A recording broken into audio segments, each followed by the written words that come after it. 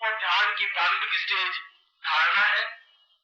धारणा का तात्पर्य है गुरु को अपने आज्ञा चक्र में स्थापित करना, और वह धारणा प्राप्त हो सकती है सेवा और समर्पण के द्वारा। और सेवा और समर्पण प्रत्येक शिष्य का प्रारंभिक देश जरूरी है, और उस धारणा के माध्यम से ध्यान अवस्था में आ सकते हैं। जब गुरु अपने आप में चिंतन हो जाए, और चिंतन का मतलब है कि हम 24 घंटों में, यदि आपने जैन साधना पढ़ी हो या जैन ग्रंथ पढ़े हो, तो जैन ग्रंथ में विपश्यना साधना है, और आप अखबार में बहुत पढ़ा होगा विपश्यना साधना के बारे में। इन पिछले सालों में बहुत हल्ला मचा रहा है, सैकड़ों शिविर लगाए विपश्यना साधना के। विपश्यना क्या है? विपश्यना के माध्यम से भी ध्यान लग सकता है, और बहुत लंबी प्रक्रिया है। और विपश्यना का मतलब है एक शीशा, मुंह देखने का शीशा है। उस मुंह देखने में अगर हम देखें तो हमारा चेहरा बिल्कुल साफ साफ दिखाई देगा उस मिरर में, मगर उसके ऊपर धुंध लग जाए, आवाज करे, जोर से बोले और धुंध उसके ऊपर छा जाए, तो हम चेहरा साफ नहीं देख सकते। और चेहरा साफ नहीं देखे तो क्या करते हैं? इस रुमाल से उसके कांच को पोंछ लेते हैं, पोंछ करते अपना चेहरा देख लेते हैं। इसको विपश्यना कहते हैं। कैसे? कि हम रोज अपने आप में, हमारा सारा मन एक कांच की तरह है, और इसके ऊपर दिन भर में कई बार धुंध लगती है। झूठ, छल, कपट, असत्य, व्यभिचार, गंदी आदतें, पूरी दृष्टि, ये सब धुंध लगती है। और वो जैन साधनों का अर्थ यह है कि शाम को आप बैठ के पहुंच लें क्या दिन भर में मैंने क्या गलतियां की, आज मैंने उसको गाली दी, और आज मैंने उसको नुकसान पहुंचाया, आज मैंने उसको पास बैठक लिए, ये सब कुछ चिंतन किया। ये चिंतन करने का मतलब है शीशा पहुंचना। फिर रात्रि को जो कुछ आपसे पाप हो जाए, जो कुछ गलतियां हो जाए, सुबह एक बार फिर आप बिस्तर पर बैठे बैठे रात भर में सोचे कि रात को मैं क्लब में गया, क्या गलतियां की, ये गलती की, उसकी अपमान किया, उसकी बुराई की। धीरे धीरे जब आपको मालूम पड़ेगा कि मैंने ये गलतियां की, तो पहले दिन 100 गलतियां थी, फिर 90 होंगी, फिर 80 होंगी, फिर 70 होंगी, 60 होंगी, 50 होंगी, और फिर बाद में जो ही गलती करेंगे आप कहेंगे गलती है, ये नहीं करना मुझे, ये गड़बड़ है, ऐसा मुझे नहीं करना, क्योंकि आपकी हैबिट फॉर्म हो जाएगी। जब हैबिट फॉर्म हो जाएगी तो शीशे पर धुंध पड़ेगी ही नहीं। इस प्रकार से नित्य उस शीशे को साफ करने की क्रिया को विपश्यना कहते हैं। और इसके माध्यम से भी आत्मा स्वच्छ, और जब 4, 6 साल, 2 साल, 5 साल बाद जब आपकी हैबिट फॉर्म हो जाएगी झूठ नहीं बोलने की, छल नहीं करने की, कपट नहीं करने की, तो उस शीशे पर कोई धुंध पड़ेगी नहीं। पड़ेगी नहीं तो अपने आप ध्यान अवस्था में आप चले जाएंगे, क्योंकि जब तक आपके पास झूठ, छल, कपट है तब तक ध्यान नहीं रख सकता। ये ध्यान पद्धति है जिसको विपश्यना साधना कहते हैं। यह एक तरीका है, मगर यह तरीका उससे ज्यादा इजी और शीघ्र है, क्योंकि इसमें तो रक्षा कर सकते हैं। हम पाप करते रहेंगे, रोज पूछते रहेंगे भैया आज क्या किया, आज हमने पाप कर, गाय को लात लगाई और उसको 2 पूंछे लगाए, उससे 100 रुपए ठग लिए, ये नहीं है कब करना नहीं है वापिस, वो तो करेंगे वापिस। शाम को शीशा साफ गुरुजन का है, साफ करने का नहीं करना है, बात क्या है 2 बार शीशे को साफ करना है, बाकी ये तो नहीं करना है, झूठ छल कपट करते रहना है, शाम को शीशा साफ कर देना है, उससे तो शीशा साफ होगा नहीं। ये जो तरीका है, इसको धारणा के साथ में जो ध्यान प्रक्रिया में जाते हैं, वह ध्यान प्रक्रिया वो जब गुरु उसमें स्थापित हो जाता है, गुरु स्थापित होने की क्रिया हम नित्य आधा घंटा गुरु कार्य में लगा दे, इसको गुरु सेवा कहते हैं। 24 घंटों में 23.5 घंटे शिष्य को दे रहा हूं कि 23.5 घंटे आप जो कुछ भी भजन करना, कीर्तन करना हो करते रहिए। झूठ, छल, कपट मैं आपको मना नहीं कर रहा, क्योंकि मना करने से आप रुकेंगे नहीं। मैं ऐसा उपदेश नहीं बच्चे झूठ नहीं बोलना चाहिए और कभी भी पाप नहीं। ऐसे तो ये सूरदास के जमाने से कभी आए लोग 2000 साल हो गए, उससे कोई फर्क पड़ा नहीं। मैं कह रहा हूं आप करिए, अगर आपको ये रुचिकर लगता हो तो उसमें कोई आपत्ति नहीं है, आप करिए, मगर आधा घंटा आप जरूर गुरु के कार्य में दीजिए, जो गुरु का कार्य हो। गुरु के पास आने की भी जरूरत नहीं, उनके पास धोने की भी जरूरत नहीं, उनकी सेवा पार लगाने की जरूरत नहीं, मगर उनका अगर कोई मिशन है, कोई लक्ष्य है, कोई उद्देश्य है, तो आप गुरु पूजन करें प्रातःकाल और दिन में आधा घंटा गुरु कार्य में लगाएं, इसको गुरु सेवा कहते हैं। और यदि आपने अप्रैल का अंक पढ़ा हो तो अप्रैल के अंक में मैंने उन साधनाओं को दिया है जो स्नान करने के बाद में गुरु साधना की जाती है, स्नान करने से पहले भी गुरु साधना पूरी की पूरी की जाती है, निष्ठा प्रकार से बैठ। तो मुझे मालूम था कई लोग तो 11 बजे स्नान करते हैं, गुरु जी वहां थोड़ी देर में आई, आज संडे मूड है,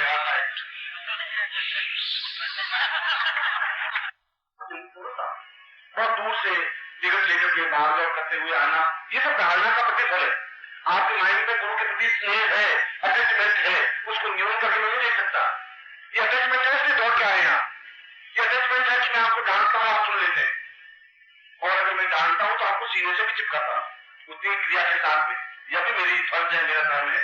डांटने का मेरा फर्ज है तो सीने से चिपकाने का भी मेरा फर्ज है।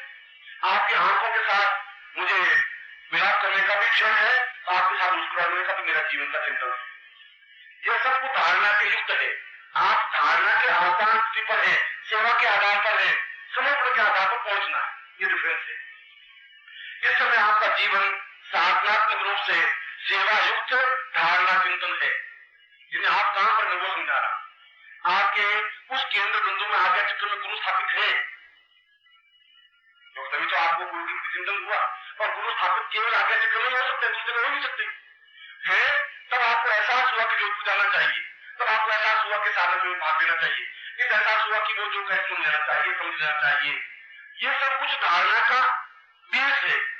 यह सेवा और धारणा आपके पास है। अब उसमें पूर्णता लेने के लिए समर्पण क्रिया होनी चाहिए, और समर्पण क्रिया होती है उस नित्य गुरु पूजन के माध्यम से, यदि आप स्नान करके कर सके या बिना स्नान किए कर सके, और दिन नित्य थोड़ा बहुत उस गुरु का कार्य करने की क्रिया है। यह अपने आप में समर्पण क्रिया है। और इसके बाद इसका मेरा कहने का तात्पर्य है कि आप चाहे तो कर्ज से भी इस ध्यान प्रक्रिया में जा सकते हैं, क्योंकि आपसे कंफ्यूज हो जाए कि अभी तो धारणा नहीं बनी, अभी सेवा सारी, सेवा के बाद समर्पण, फिर धारणा बनेगी, तो फिर गुंजरण तो बहुत आगे की बात है, अभी तो लिख लो। ये नहीं, धारणा क्रिया है इसलिए समझा रहा। अब उसके बाद में इस गुंजरण के माध्यम से आप ध्यान स्थिति में आ सकते हैं, और ये ध्यान स्थिति सबसे ज्यादा दुखी आपके बीच में कौन मालूम है? आप कोई हो तो बताइए, या मैं बता। सबसे ज्यादा दुखी निर्मोही है इस पूरे जीवन में। वो मुझे ऑफिस में समझाते जाते हैं, गुरुजी 10 मिनट बोलना है, बस 10 मिनट आपको तबियत गड़बड़ होती है, ध्यान रखना, पर 10 मिनट ज्यादा बोलना मत, ध्यान रखना, गर्मी बहुत है, 10 मिनट बाद आ जाना। मैं आने बाद ध्यान नहीं रहता कितना बोलना है, बोलते रहता हूँ, और वो बराबर पानी पिलाते रहते हैं, मुझे अब तक बंद करिए, बहुत अच्छी, बहुत तरह ये पानी पिला दे रहे, ये गुरुजी अब तो समझ जाइए, बस हो गया चलिए आगे आते कार्यक्रम। मतलब यहाँ आने के बाद मैं भूल जाता हूँ। मैं जब आपको देखता हूँ तो ऐसा, क्योंकि जब एक शरीर में ज्ञान का असीम भंडार हो तो उसमें से जो निकलता रहता है तो निकलता ही रहता है, उसमें कुछ ऐसा ब्रेक नहीं लग सकता, लगता नहीं। या तो जिसके पास बहुत थोड़ा सा ही हो तो बोला, वो टैग की तरह बोला, बोल के बन बोल रहे, जितने ज्ञान इसमें बोल रहे। यहाँ पर तो जब उपनिषद के बारे में बोल रहा हूँ तो मुझे याद आता है कि वहां यम और रुचि के तहत क्या था, इसके बारे में उसने क्या कहा था, वाल्मीकि रामायण ने वाल्मीकि को क्या कह दिया, वो सारी स्थितियों का निचोड़ क्या चीज बनी, ऐसी स्थिति बन गई। तो मैंने उनको कहा था, भाई मैं विश्वास को 15 मिनट ही बोलूंगा, बस तुम विश्वास दो बार और उठ गए, दुखी हो रहे तो होने दीजिए, आप चिंता मैं आप परेशान नहीं, मैं परेशान हूँ, चिंता करिए।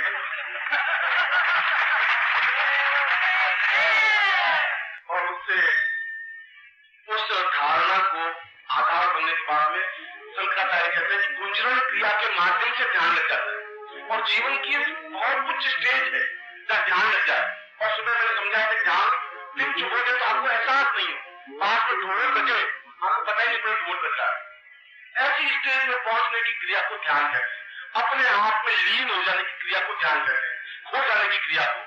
और ध्यान का प्रतिफल जितना 6 मिनट के ध्यान का मतलब है 24 मिनट का ध्यान, और 1 साल पूरा आपके आयु में प्राप्त होना उस ध्यान प्रक्रिया में जाने पर।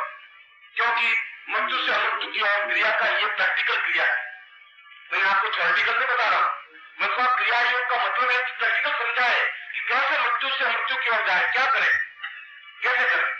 यह मृत्यु से मृत्यु की ओर जाने की क्रिया है।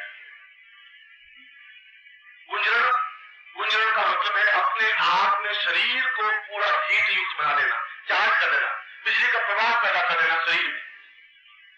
जब शरीर में बिजली का प्रवाह पैदा होगा तो अपने आप में मन और मस्तिष्क पूर्ण रूप से सक्रिय होते हुए एक ही बिंदु पर केंद्रित हो जाएंगे और वह केंद्र बिंदु है आपका केवल गुरुत्व, जिसको हमने आज्ञा चक्र कहा है। इसके 3 स्टेज हैं, गुंजरण की 3 स्टेज है, या मैं ये कहूं कि ध्यान की 3 स्टेज है। पहली स्टेज अलिप्त। अलिप्त का मतलब है बाहरी वातावरण से हम कट करके बैठे। अगर रोला बच्चों का हो रहा है तो आप या तो बच्चों को शांत कर रहे हैं, आप ऊपर छत पे जाकर बैठ जाए। इसलिए ध्यान के लिए सबसे अच्छा टाइम बताया सुबह 5 से 6 बजे का टाइम, जिस समय रात भी नहीं होती, सुबह भी नहीं होती, गाड़ियों की गड़गड़ाहट भी नहीं होती, बच्चों का शोरगुल भी नहीं होता, घर में भी होल्ला नहीं होता और बिल्कुल पीसफुल टाइम होता है मॉर्निंग। यो भी हमारे शास्त्रों में सुबह 4 बज के उठ के स्नान मान करके पूजा पाठ करने और 6 बजे के बाद में तो नित्य अपने काम में लग जाए। धर्म, अर्थ, काम और मोक्ष पूरे 24 घंटों को बांधा है। सुबह उठते ही धर्म, ये धर्म है हमारा। सदार्यति सधर्म, इसको हम धारण करते हैं, ये धर्म है। फिर अर्थ, अपनी दुकान पर नौकरी पर जाना 6 बजे के बाद। काम, रात्रि को काम मार्ग में प्रवृत्त होना। मोक्ष, और सुबह उठ करके चिंतन करना कि इन सबसे मैं निर्लिप्त हूं, यह मोक्ष क्रिया है। वातावरण बिल्कुल शुद्ध सात्विक वातावरण, धोती पहनी हुई हो और सुबह आप छत पर बैठ जाए, कुर्ता उतार दे, बनियान उतार दे और धोती पहन ले और आराम से उत्तर की ओर मुंह करके बैठे। इसको निर्लिप्त अवस्था कहते हैं। ये पहली स्टेज होगी। निर्लिप्त का मतलब है किसी से आप कनेक्टेड नहीं इस समय।